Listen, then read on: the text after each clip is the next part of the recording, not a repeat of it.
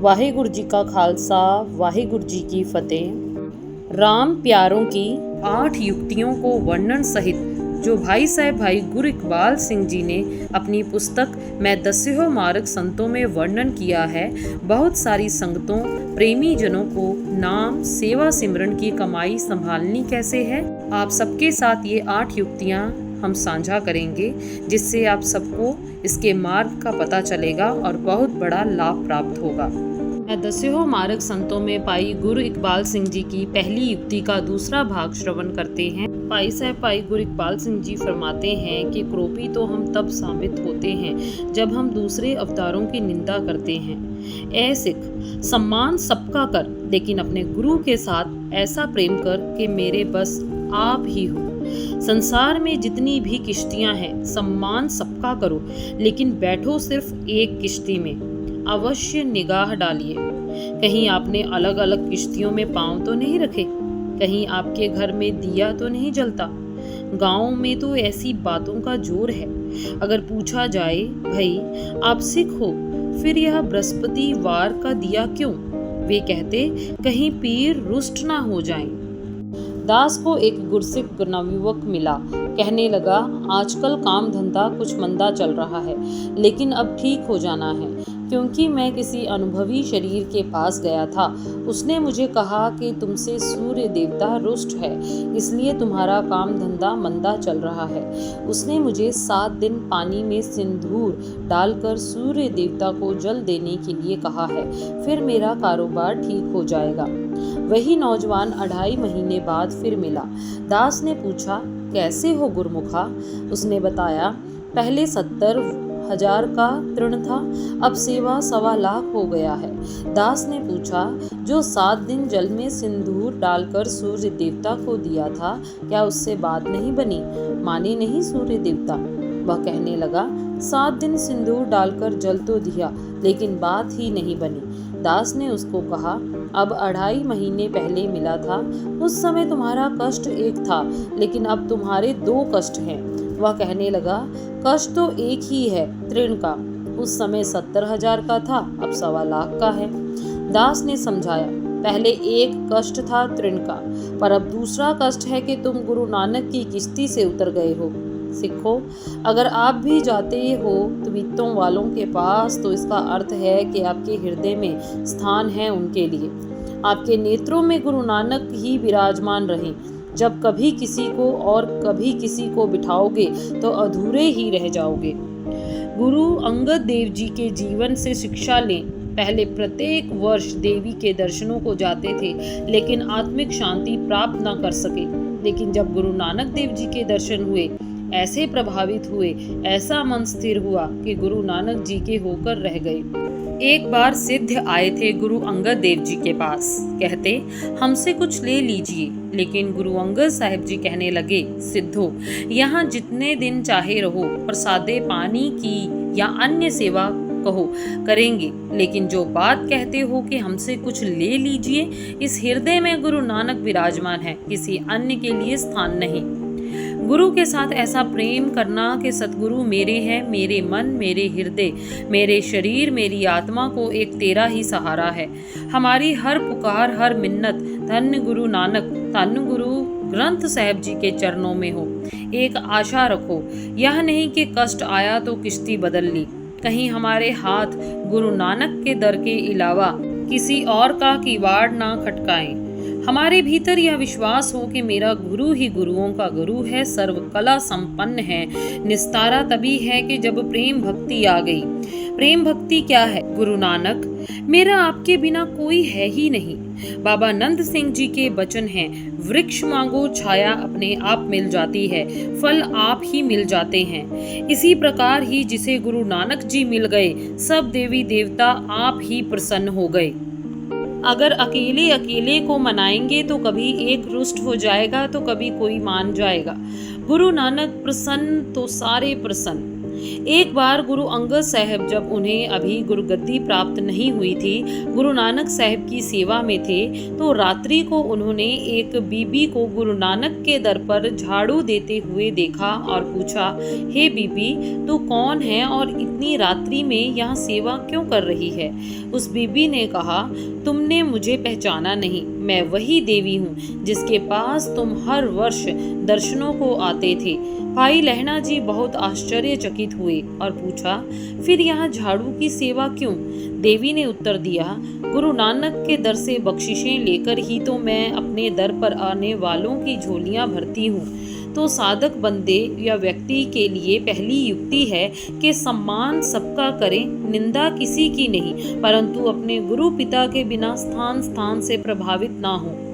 आज से कुछ वर्ष पहले की बात है। रात के 10:30 बजे थे। दास के घर का किवाड़ जोर से खटकने की ध्वनि हुई। दास ने ऊपर से देखा कि कौन है जो इतनी रात्रि को इतने जोर जोर से किवाड़ खटका रहा है। देखा एक गुरसिख, दाढ़ा खुला हुआ, दस्तार सजी हुई। दास को कहने लगा, शीघ्र नीचे आइए। दास नीचे गया। पूछा, बताइए क्या बात है?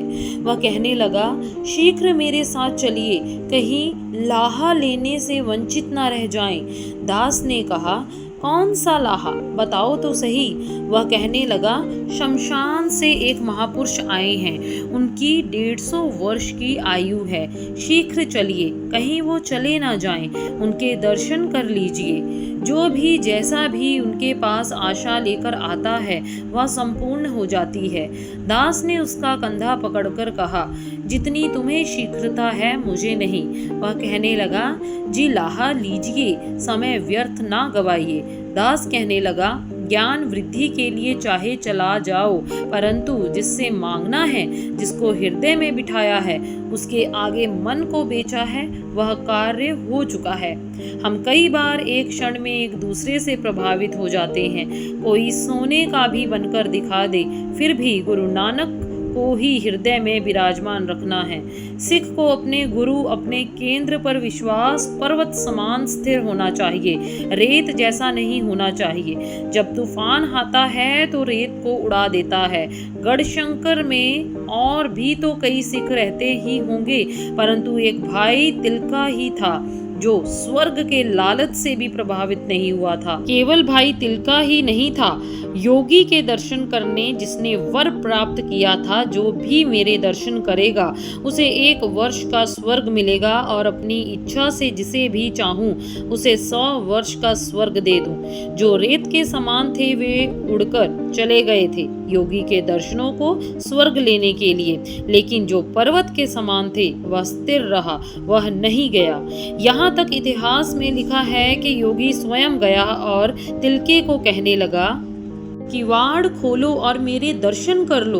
योगी ने यहाँ तक कहा कि 100 वर्ष का स्वर्ग ले लो, लेकिन उसने 100 वर्ष का स्वर्ग भी ठुकरा दिया। कहने लगा, मुझे स्वर्ग जाने की इच्छा नहीं है, मुझे गुरु अर्जन देव जी के चरणों का रस मिला है, मुझे और कुछ अच्छा ही नहीं लगता। संसार है ना, कोई ऐसी बात सुने तो भीड़ें इकट्ठी हो जाती हैं। कुछ वर्ष पहले अमृतसर में एक बालक ने जन्म लिया और उसका नाक थोड़ा और तरह का था प्रकृति की ओर से। शोर मच गया कि गणेश जी ने जन्म लिया है, जो मांगोगे वह मिलेगा। भीड़ इकट्ठी हो गई। बहुत वर्ष पूर्व स्टोव देवता निकल आया था। कहते थे, इसके पास बैठो और जो इच्छा हो मांग लो, मांग संपूर्ण होती है। अब कहाँ गया वह देवता? भीड़ें इकट्ठी हो जाती हैं, कोई ऐसी बात सुनने को मिले तो। बीते हुए समय में कहते थे कि किसी इलाके में से पानी निकल आया। आवश्यकता नहीं डॉक्टरों के पास जाने की, यह पानी सारे ही रोग दूर कर देगा। भीड़ें इकट्ठी होनी आरंभ हो गई। बस ट्रक भर भर कर जाने आरंभ हो गए। भीड़ें इकट्ठी होनी आरंभ हो जाती हैं जब ऐसी कोई बात सुनने को मिले। जिनका अपने गुरु पर विश्वास स्थिर है वह किसी से प्रभावित नहीं होते। वे अपने गुरु से ही मांगते हैं। वे अपने गुरु के अलावा अन्य किसी के आगे अपने दुखों की गठड़ी नहीं रखते। यह पहली युक्ति है। स्थान स्थान से प्रभावित नहीं होना। स्थान स्थान पर शीश झुकाने वाला व्यक्ति लड़खड़ा जाता है। हम अहमदाबाद गए। वहां पर अमृत संचार और कीर्तन हो रहा था। 5 घंटे बीच में विश्राम के थे। जिस घर हम ठहरे थे वे हमें एक स्थान पर ले गए जिसको किसी ने अरबों रुपए लगाकर बनाया था। उसका नाम था अक्षरधाम। हमने भीतर जाकर देखा कि 16 पर्दों की पिक्चर जिसमें परमात्मा की सृष्टि के बारे में दिखाया गया था, दूसरी तरफ कंप्यूटर की सहायता से वर्षा करवाई और हजारों वर्ष पहले का समय भी दिखाया गया। उनकी अंतिम आइटम थी कि प्रतिमाएं कीर्तन करती थी। कोई प्रतिमा मृदंग बजा रही थी, कोई रबाब बजा रही थी। पीछे टेप में धार्मिक गीत लगा हुआ था। जैसे जैसे टेप में से ध्वनि प्रभावित होती, प्रतिमा भी मुंह हिलाती थी। जैसे टेप चलती थी, प्रतिमा भी मुंह हिलाती थी। जैसे टेप चलती थी, प्रतिमाओं के भी होठ हिलते थे। श्रद्धा के बोल आने पर प्रतिमाएं आंखें बंद करके झूमती थी। दास का ही एक साथी कहने लगा, देखो जी कितनी बड़ी बात है, प्रतिमाएं कीर्तन कर रही हैं। दास कहने लगे, देखते रहो पर प्रभावित मत होना। वह कहने लगा, जी दृश्य ही प्रभावित करने वाला है। दास ने कहा, बहुत बढ़िया चीज है परंतु प्रभावित ना होना। यहाँ पर तो प्रतिमाएं कीर्तन करती हैं परंतु तुम्हारे पिता के घर सचखंड श्री हरमंदिर साहिब 8 पहर सच्ची प्रतिमाएं कीर्तन करती हैं। दिल्ली रकाबगंज चले जाओ, शीशगंज बंगला साहिब चले जाओ, कीर्तन हो रहा है। गुरु अमरदास जी के घर तो 8 पहर ही कीर्तन की खुराक मिलती है। इसे देखो लेकिन प्रभावित मत होना। सो यह प्रथम युक्ति है साध संगत जी। अगर इस सड़क पर चलने का शौक है तो अपने पिता को हृदय के उस तल पर विराजित करना है कि स्थान स्थान से प्रभावित नहीं होना। क्योंकि अगर तुम किसी अन्य से प्रभावित हो गए, गुरु को तुच्छ देखा, तो एक दिन ऐसा भी आ जाता है कि जख्म इतना बड़ा हो जाता है कि गुरु में भी दोष देखने लग पड़ता है। यह जख्म जन्म ही न ले, क्योंकि अगर गुरु को तुच्छ देखा, गुरु में दोष दिखाई देने लग पड़े तो तुम्हारी भक्ति रुक जाएगी। गुरु के साथ तो इस प्रकार का संबंध बनाना है कि गुरु नानक तुमसे दूर है ही कुछ नहीं, मेरा तो निरंकार भी तू ही है। ऐसा एक का बनकर रहना है कि अन्य निरंकार ना ढूंढना पड़े, उसके भीतर से ही निरंकार के दर्शन होंगे। यह कभी नहीं समझना कि दूसरे धर्मों के लोग या उनकी धार्मिक क्रियाएं तुच्छ हैं। सिख ने बनकर तो एक का रहना है लेकिन सम्मान सभी का करना है, नहीं तो उसके भीतर ईर्ष्या और निंदा जैसे अवगुण आ जाएंगे। उसकी भक्ति कट्टर बन जाएगी। कट्टर भक्ति नहीं करनी, प्रेमा भक्ति करनी है। और यह प्राप्त करने वाले साधक के लिए प्रथम ध्यान देने योग्य युक्ति है कि साधक सम्मान सब धर्मों का करे लेकिन अपने गुरु पिता के अलावा किसी से प्रभावित ना हो। गुरु मार्ग पर चलने के लिए पाई साहब भाई गुरु इकबाल सिंह जी की दूसरी युक्ति जल्द ही आप सबके साथ साझा करेंगे।